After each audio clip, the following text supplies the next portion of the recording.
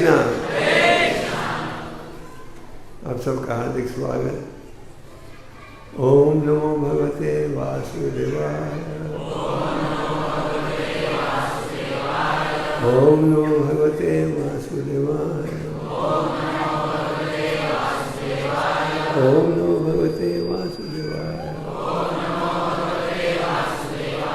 ओम ज्ञानतिमिरन्दस्य ज्ञानाञ्जनशलाकया चक्षुरुन्मीलितं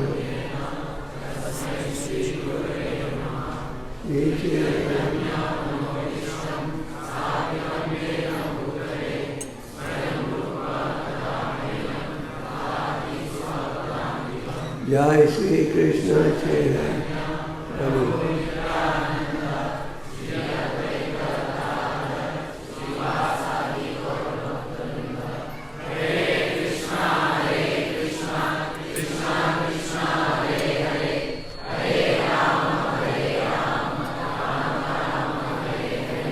हरे कृष्ण। आप उपस्थित भक्तों में कौन कौन है जिन्होंने मैराथन के समय प्रयास किया ग्रंथों का विचरण करने के लिए?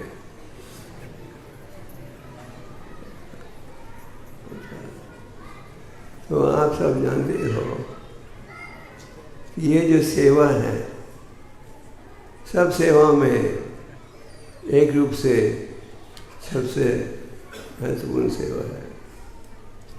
परम भगवान श्री कृष्ण इस सेवा पर बल देते हैं। गीता में उदाहरण के लिए भगवान कहते हैं, सब भक्तों में सबसे प्रिय कौन है? जो मेरा क्या करता है? उससे ज़्यादा प्रिय नहीं हुआ है ना होगा। भगवतम के 34 स्कंद में नारद मुनि प्रचेतस को शिक्षा देते हैं।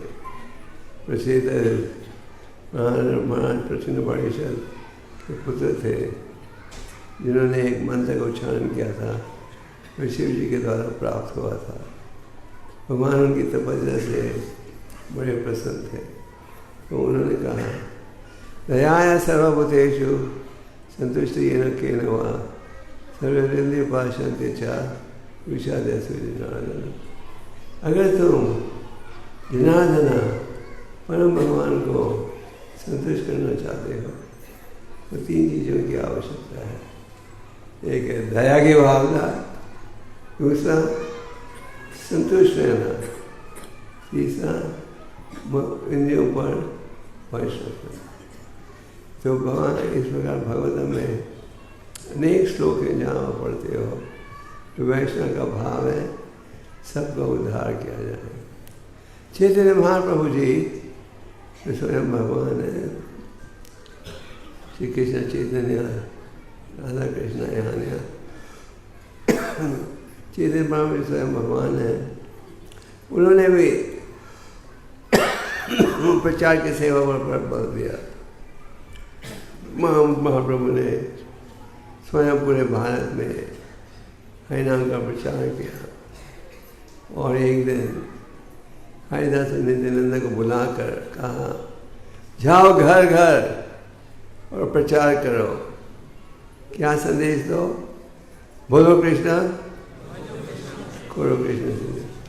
हर व्यक्ति से हो, कृष्ण का नाम लो, कृष्ण की उपासना करो और कृष्ण की शिक्षा को अपनाओ। कृष्ण की शिक्षा कहाँ प्राप्त होती है? कौन से ग्रंथ में? उसका सार है भगवद गीता में। तो भगवान महाप्रभु ने कहा, घर घर जाकर प्रचार करो और कहा, इसके अलावा और कुछ विषय की चर्चा नहीं करना। और महाप्रभु के आदेश के अनुसार नित्यानंद हरिदास घर घर जा रहे थे और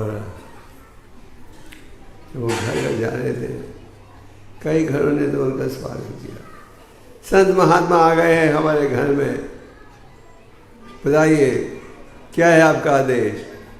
वो जो आदेश सुनाते थे वो कहते थे, ठीक है हम तुरंत ही पालन करना आरंभ कर देंगे।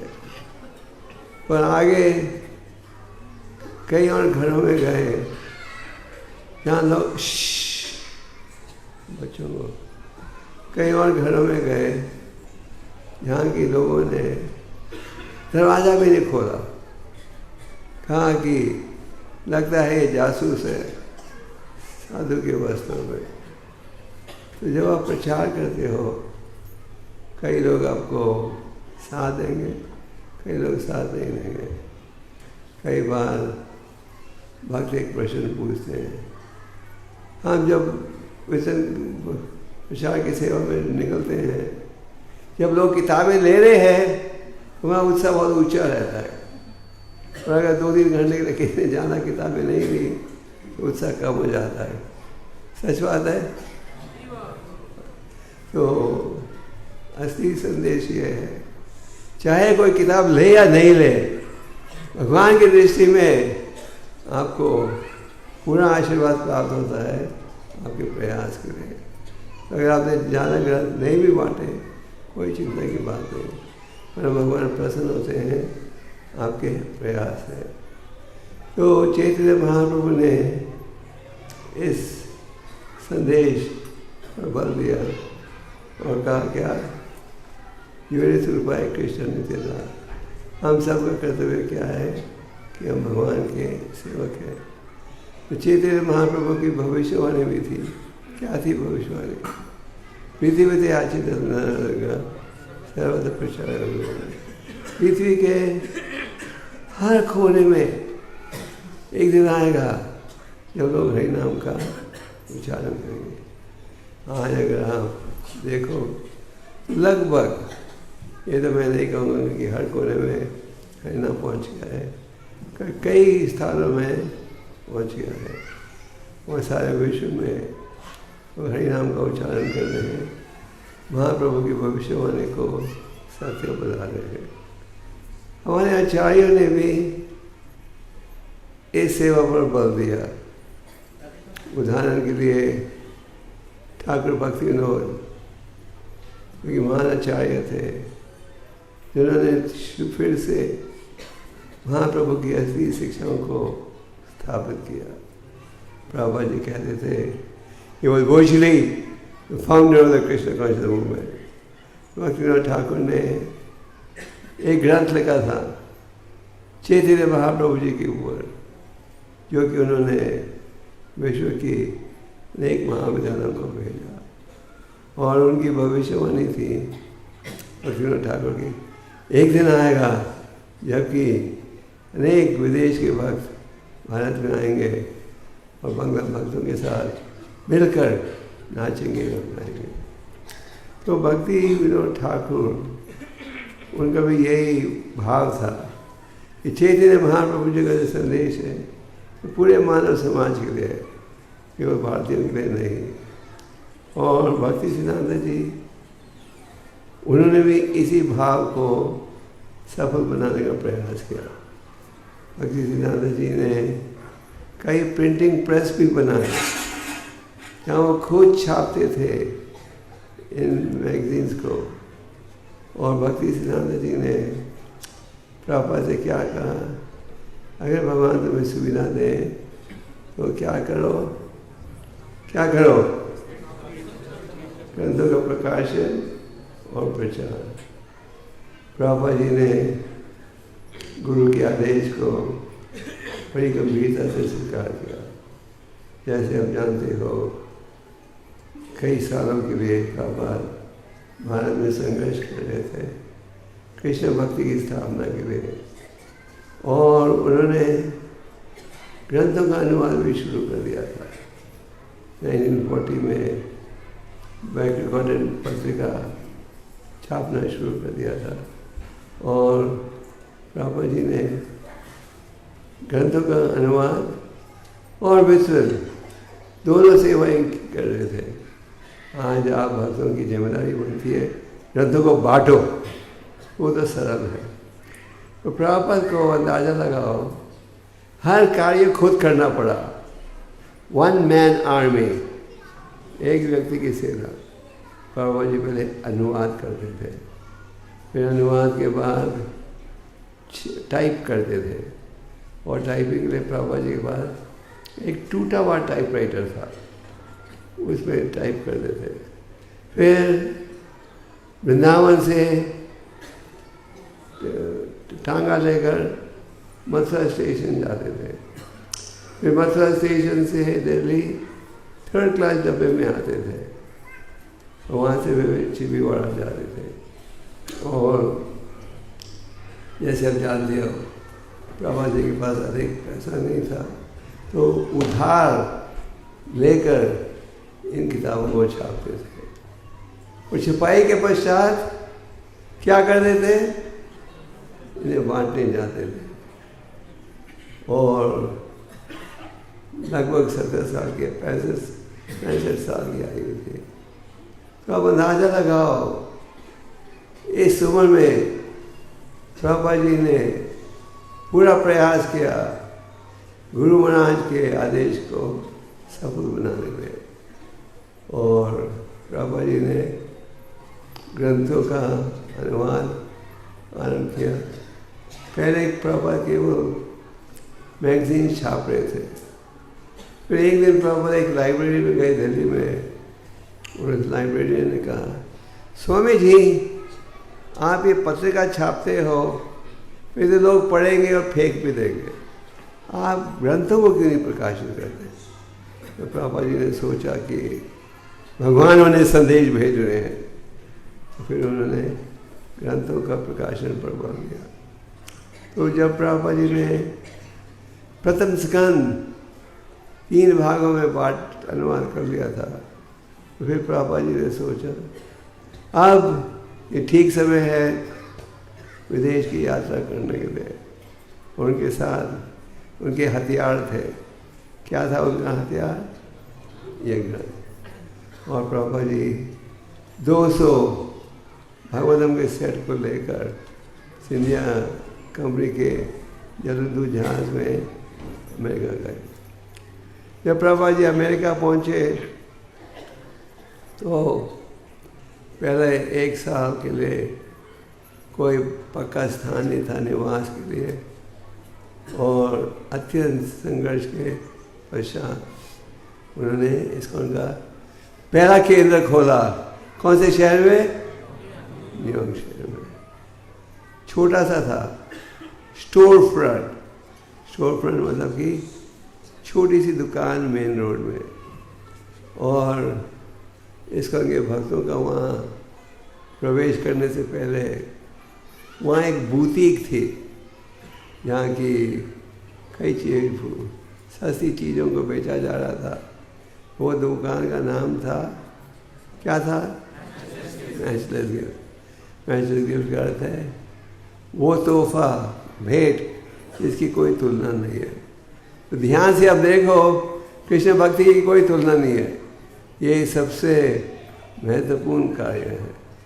तो भक्तों ने जब भक्त खोज रहे थे किसी स्थान के लिए, जब वो इस दुकान में पहुँचे जो खाली हो गई थी, जिसकी दुकान थी, तो सब सामान साफ कर दिया।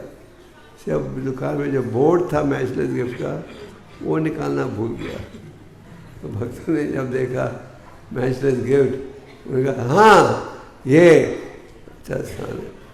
और उस समय बड़ी मुश्किल से प्रभुपाद जी ने 1 महीने के किराया का बंदोबस्त किया था। अगले महीने किराया कहाँ से आएगा उसका कुछ अंदाजा नहीं था। तो प्रभुपाद जी ने पहला केंद्र खोला, ऐसे प्रचार बढ़ते गया। साथ ही साथ प्रभुपाद जी ने भक्तों को कहा ग्रंथों को बांटो, अगर तुम मुझे प्रसन्न करना चाहते हो तो इन ग्रंथों को बांटो। तो भक्त चिंता में थे, क्योंकि भारत में तो आप किसी कोने में जाओ, सबने कृष्ण और राम का नाम सुना है, सबने भगवद गीता भागवतम का नाम सुना है। और विदेशों में बहुत कम लोगों ने गीता भागवत इत्यादि सुना था पहले। तो भक्त जरा चिंता में थे, क्या कैसे करे ये सेवा प्रभुपाद जी रोज कहते हैं ग्रंथों को बांटो, ग्रंथों को बांटो। और ग्रंथों को प्रकाशित करने का लाभ केवल जब भी है जब आप उन ग्रंथों को बांटोगे। अगर आप छापोगे और गोडाउन में रखते जाओगे उसका क्या लाभ। तो प्रभुपाद जी एक तरफ से चाहते थे ग्रंथों का अनुवाद तेजी से हो, प्रकाशन तेजी से हो, और साथ में वितरण की सुविधा की भी आवश्यकता थी। तो एक दिन हमारे भक्त, 2-3 भक्त हरिराम करके सैन फ्रांसिस्को शहर में मंदिर वापस लौट रहे थे, और रास्ते में वो रुके, गाड़ी में $10 का पेट्रोल डालने के लिए। तो एक भक्त केशवदास ने सोचा पैसे देने की बजाय मैं कृष्ण को क्यों नहीं इसे बांटूं। तो उसने प्रयास किया, उसने कहा पेट्रोल पंप के मालिक से $10 की बजाय अगर मैं आपको ये ग्रंथ दूंगा ये ठीक रहेगा। और उस व्यक्ति ने ग्रंथ को देखा, ओके। तो ये पहली किताब बिकी थी ऐसे। तो भक्तों ने, अमेरिकन भक्त, उन्होंने सोचा एक ग्रंथ कोई ले सकता है तो और भी ले सकेंगे। तो हंसते हंसते भक्त एक्सपेरिमेंट कहते हैं ना इंग्लिश में, प्रयास करते गए। कभी कोई टेक्निक, कभी कोई टेक्निक, कभी दुकान के सामने, कभी दुकान, कभी मॉल में। अमेरिका में वैसे तो दुकानें 6 बजे बंद हो जाती हैं, पर हफ्ते में 2 दिन 9 बजे तक खुली रहती हैं। और फिर क्रिसमस मैराथन आता है। तो भक्त प्रयास करते गए और इस प्रकार ग्रंथों का वितरण बहुत बढ़ते गया। जब प्रभुपाद जी भारत में आए 71 में, उस समय भारत में लगभग कोई ग्रंथ नहीं था किसी भारतीय भाषा में। सारे ग्रंथ हम लॉस एंजलिस से इम्पोर्ट करते थे। फिर 75 के करीब भारत में ग्रंथों का अनुवाद शुरू हुआ, और साथ में प्रभुपाद जी का इन ग्रंथों को भी बांटो। तो आस्ते आस्ते ये ग्रंथों का प्रकाशन वितरण बढ़ते गया, अब काफ़ी बढ़ गया है। तो ये अनुभव है, जहाँ भक्तों का उत्साह होगा वहाँ इस कार्य में वे सफल रहते हैं। एक समय बॉम्बे सोडा फाउंटेन में एक दुकान थी, शराब भी है, इंटरनेशनल बुक हाउस। ये इस दुकान में सारे विश्व की किताबों को बेचा जाता है। उसका मालिक हमारा मेंबर था, मुझे जितना ही नहीं पता नहीं। तो उस साल मैंने चर्चा की, उसने कहा ठीक है 1 महीने के लिए तो मेरी दुकान में पूरा डिस्प्ले करो प्रभुपाद के ग्रंथों को।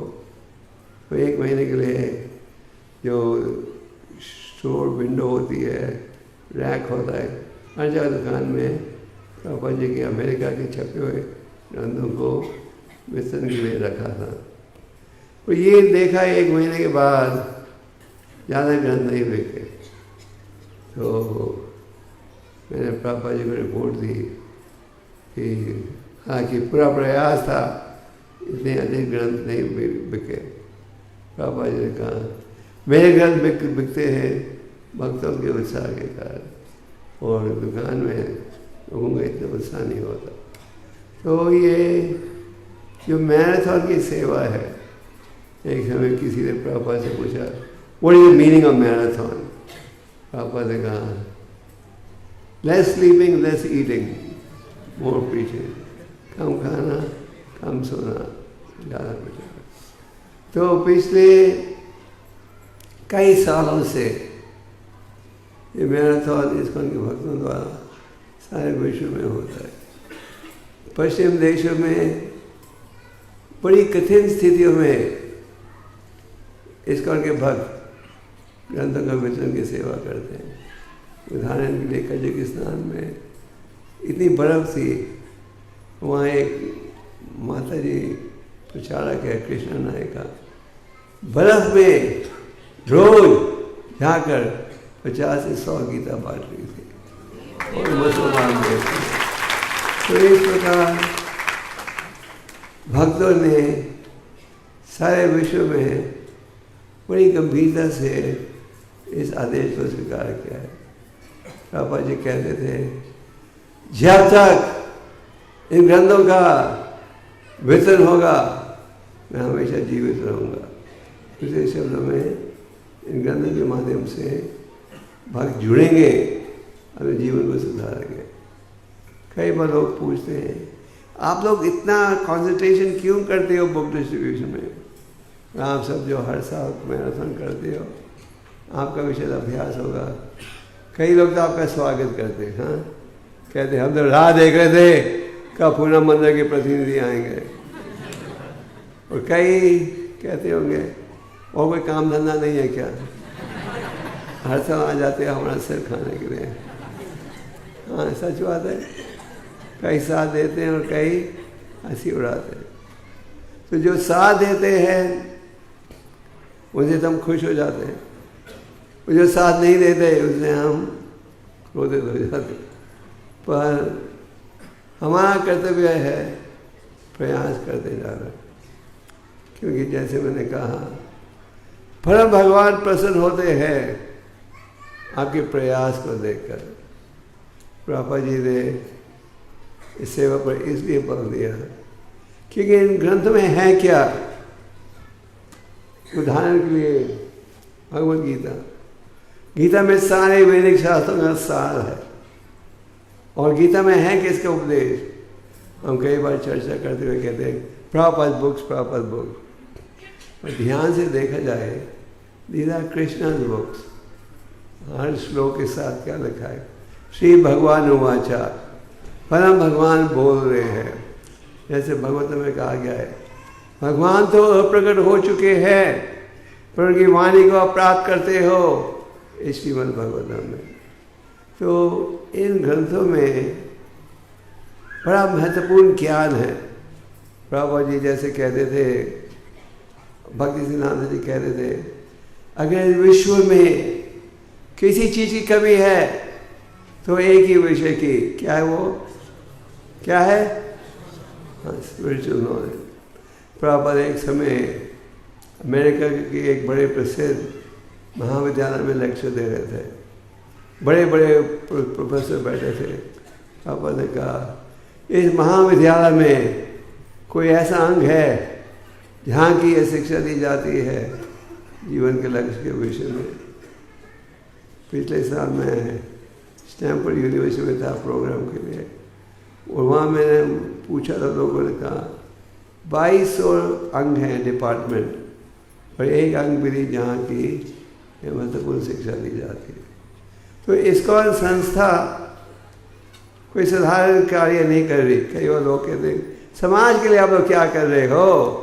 मंदिर बनाना चलाना, वहीं अनेक सेवा में छोटा सा अंग है। असली अंग है इस ज्ञान का वितरण, और ये हो रहा है अब सबके प्रयास है। आज लोग अज्ञानता में हैं, एक रूप से देखा जाए मूर्ख है, ये दुर्लभ मनुष्य जीवन का दुरुपयोग कर रहे हैं। एक बड़े प्रसिद्ध वैष्णव कवि ने कहा है, मनुष्य जन्म पाया राधा कृष्ण ने बाजिया, जानिया शून्य पीछा।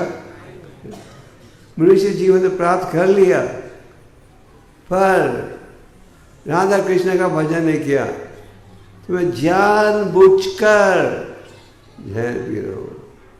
तो आज सब जहर पी रहे हैं, चिंता में है, तनाव है, निराशा है, बेचैनी है। और अगर हम इन दोषों से बचना चाहते हैं तो केवल एक ही उपाय है, यह धार्मिक संदेश।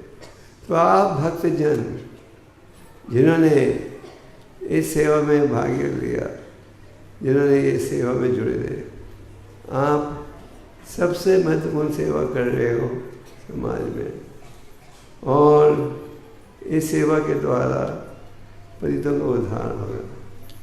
तो चैतन्य महाप्रभु ने इस सेवा पर बल दिया। चैतन्य महाप्रभु जब दक्षिण भारत की यात्रा कर रहे थे तो एक भक्त ब्राह्मण जिनका नाम था कुर्मा, उनके घर में निवास कर रहे थे। फिर वो चले वहाँ से, और एक भक्त था जिसका नाम था वासुदेव विप्र। वासुदेव विप्र को कोढ़ की बीमारी थी, पर वो इतना दयालु था कि जब कोई कीड़ा उनके शरीर से गिरता भी था, उसे उठाकर जोड़ देते थे साथ शरीर के साथ, और पूरे शरीर से इतनी बदबू आती थी कि कोई उनके निकट ही नहीं आता था। अगर वो बाएं तरफ चल रहे थे तो सारी प्रजा दाहिने तरफ हो जाती थी। वासुदेव विप्र को सूचना मिली महाप्रभु खुरमा ब्राह्मण के घर में। वो तेजी से वहाँ पहुँचे, और जब पहुँचे तो पता लगा अरे महाप्रभु तो चल पड़े हैं। तो शोक में ये लगभग बेहोश हो गया। महाप्रभु तो अंतर्यामी है, भगवान है, तो उन्हें पता था उनके भक्त अत्यंत दुखी है कि उनका दर्शन प्राप्त नहीं हुआ। तो महाप्रभु लौटे और वासुदेव विप्र को गले लगाया।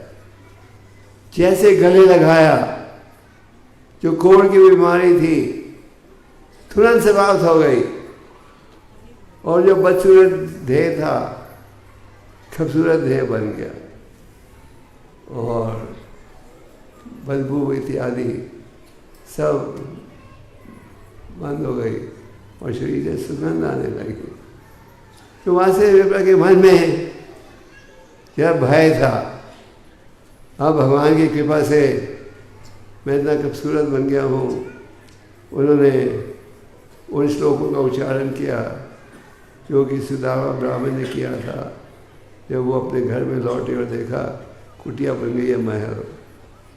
और फिर उन्होंने एक प्रश्न पूछा।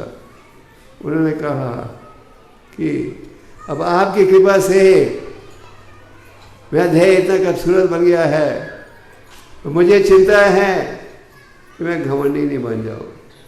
क्योंकि आप देखते हो समाज में कोई धनी हो, बहुत खूबसूरत हो, पढ़ा लिखा हो, हम घमंडी हो जाते हैं। उन्होंने पूछा महाप्रभु से, अब मैं कैसे बचूं कि पहले तो मेरा शरीर में इतनी बदबू थी, कोई मेरे निकट ही नहीं आता था, अब आपकी दया से इतना खूबसूरत बन गया। महाप्रभु ने कहा चैन हरे कृष्णा और हरे कृष्ण की महिमा का प्रचार करो, ग्रंथ को पढ़ो और ग्रंथों का प्रचार करो। इसके माध्यम से अब हमेशा आप में विनम्रता का भाव रहेगा।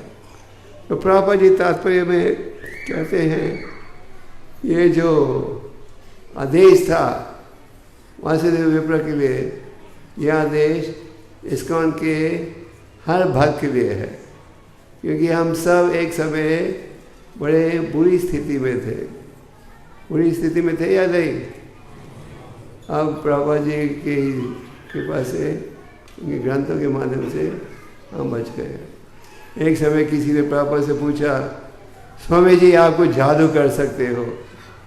क्योंकि लोग महाराज में सोचते हैं अगर कोई साधु है तो चमत्कार भी दिखाएगा, जादू भी करेगा, हाथ भी देखेगा। तो प्रभुपाद जी ने कहा नहीं, मैं जादू नहीं कर सकता, पर एक जादू मैंने किया है। उसमें बड़ी जिज्ञासा थी, क्या जादू किया है? मैंने हजारों मनुष्यों को ब्राह्मण बना दिया है। तो हम सब इस संस्था में जुड़ने से पहले लगभग मलेच्छा जैसे थे। वैसे तो कहा गया करो सूर्य संभवा, पर इन ग्रंथों के माध्यम से हमारा उद्धार हुआ है, और हमने आगे ये संदेश दूसरों को भी देना है। कंजूस व्यक्ति केवल अपने लिए सोचता है, वैष्णव जो है वो बड़ा दुखी है, वो पूरे समाज में सुनता है, छोड़ता है। कहाँ भक्तों का ग्रंथों का वितरण का स्कोर हर साल बढ़ते गया है। पिछले साल भी हम यहाँ थे, बच्चों को भी चुप रखिएगा।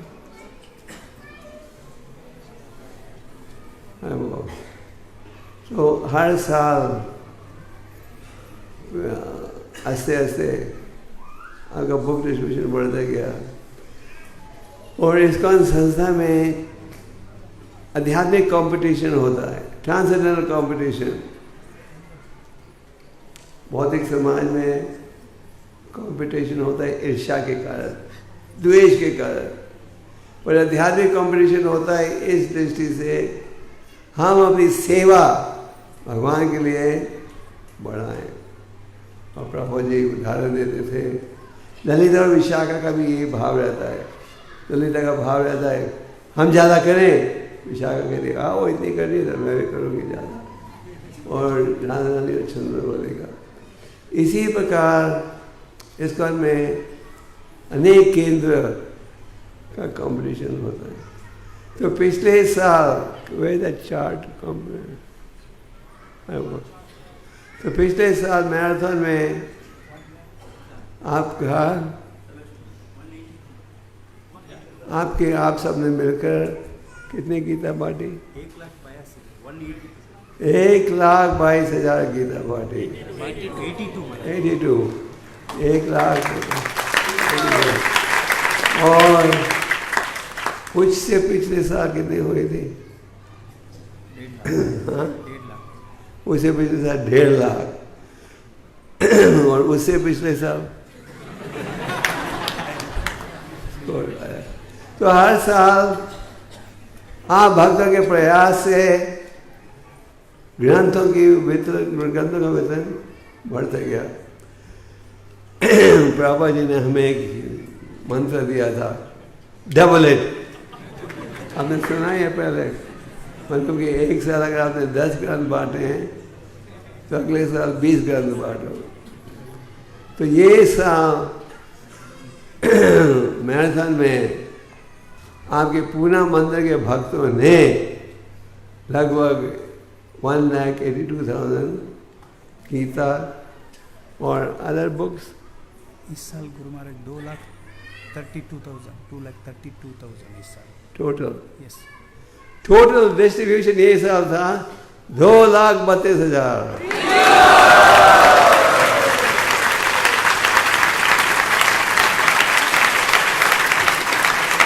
तो आज के इस कार्यक्रम में उन भक्तों का आभार प्रकट किया जाएगा जिन्होंने प्रयास किया इतने ग्रंथों को बांटने के लिए। भगवत में एक उदाहरण है, एक बुद्धिमान व्यक्ति जब अंधे व्यक्ति को गलत रास्ते में चलते हुए देखता है तो क्या करता है? उसके हाथों को पकड़कर सीधे रास्ते में जोड़ देता है।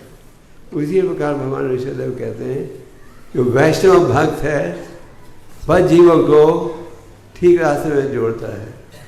पर ठीक रास्ते में जोड़ोगे कैसे? प्रभुपाद जी कहते थे आप किसी को कोई संदेश दोगे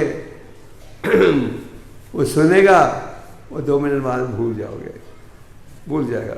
पर अगर ग्रंथ है उसके पास तो इस ग्रंथ के द्वारा वो पढ़ेगा, विचार बदलेगा और ग्रंथों के माध्यम से उसका उद्धार होगा।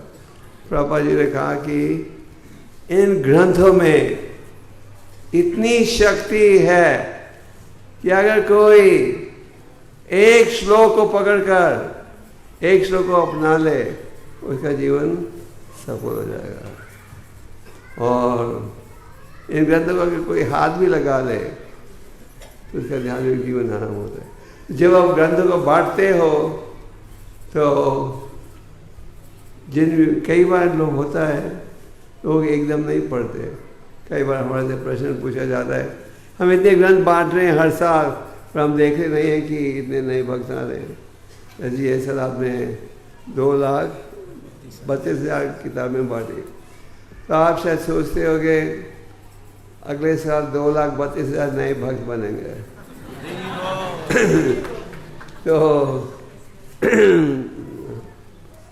पर बनेंगे और कई बार समय भी लगता है। मैं एक व्यक्ति को जानता हूँ जिसने 10 साल पहले गीता ली थी भक्तों से सड़क पर। 10 साल के लिए खोला भी नहीं ड्रॉर, खरीदा और रख दिया। 10 साल बाद कोई दुर्घटना बीती, वो दुखी था।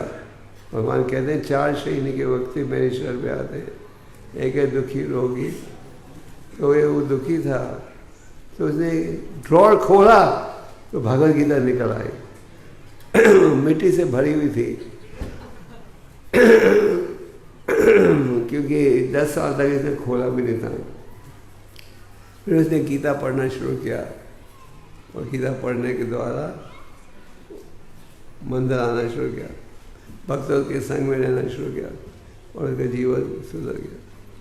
तो इन ग्रंथों में इतनी शक्ति है, हमें ये नहीं सोचना चाहिए आज अगर बांटा है 100 गीता तो 100 नए भक्तों को आ जाना चाहिए, नहीं। पर इन ग्रंथों का प्रभाव कभी भी हो सकता है। प्रॉपर कहते थे दीज आर टाइम बॉम्ब्स, किसी वक्त भी बॉम्ब का एक्सप्लोजन हो सकता है। तो आप सब जो इस महत्वपूर्ण सेवा में सहयोग दे रहे हो, आप सबको परम श्रील प्रभुपाद, महाचार्यों, राधा वृंदावन चंद्र, राधा कुंज बिहारी की शुभकामनाएं प्राप्त है, क्योंकि आप ये सेवा कर रहे हो किसकी खुशी के लिए? प्रभुपाद ने कहा if you want to please me, आगे क्या कहा? तो आप में कितने भक्त हैं जो प्रभुपाद को प्रसन्न करना चाहते हैं? सब ये सबकी सेवा है। एक कमजोरी भारत में मैंने देखी है कि भक्तों का उत्साह रहता ही है दिसंबर के महीने में, बाकी 11 महीने वो छुट्टी में जाते हैं। तो 11 महीने की छुट्टी की कसर निकालते हैं। पर हमें प्रयास करना चाहिए कि सारा साल ये भाव रहे। माया का मैराथन कितनी देर के लिए चलता है? 1 महीना। माया का मैराथन कितने महीने चलता है? 1 महीना नहीं। तो माया का मैराथन अगर 12 महीना चलता है तो आपका मैराथन तो 13 महीने चलना है। तो हमारे में ये प्रचार का उत्साह होना चाहिए। तो यह the score sheet all the temple, international newsletter वो वाला नहीं है पूरा, वो नहीं है। तो पूना नंबर 2 था, नंबर 1 में कौन सा मंदिर था? दिल्ली। उन्होंने 5 लाख से ज़्यादा की थे। तो अगले साल प्रयास करो,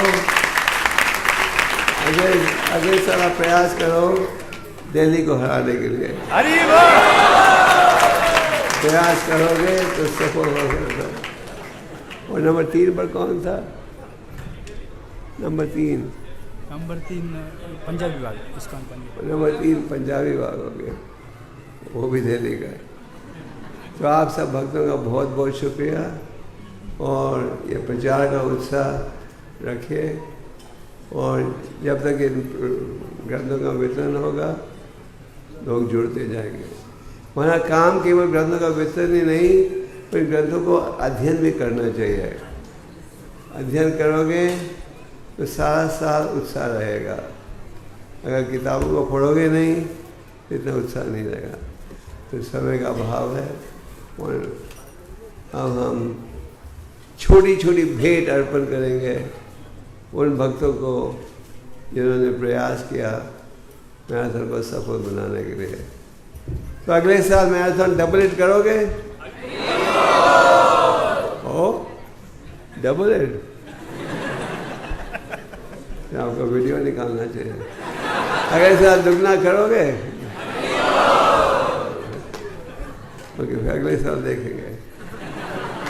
हरे कृष्ण।